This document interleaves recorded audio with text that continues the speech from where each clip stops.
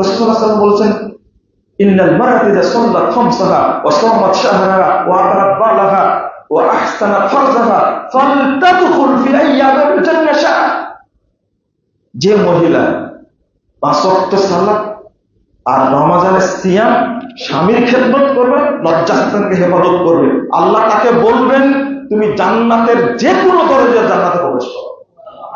এই মর্যাদা শুধু পুরুষের জন্য, মহিলার জন্য, পুরুষের জন্য না।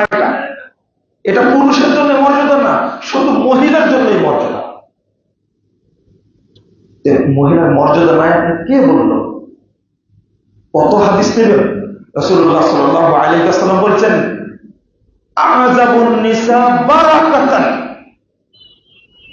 আইসারুহুন্না মাউনা। বরকতের দিক থেকে ওই মহিলারা সর্বশ্রেষ্ঠ বরকতপূর্ণ মহিলা যাদের চাহিদা সবচেয়ে কম। বোঝা গেল যে মহিলার চাহিদা কম, বলে যে আমাকে 10 ভরি স্বর্ণ দেওয়া লাগবে, তুমি বিদেশে যাচ্ছ, আমার জন্য এটা নিয়ে আসা লাগবে, এটা নিয়ে আসা, আমার পাট লাগবে, বাড়ি লাগবে, গাড়ি লাগবে, এটা লাগবে। এই গাড়ি তো হবে না, গাড়ি লাগবে, হ্যারিয়ার গাড়ি লাগবে।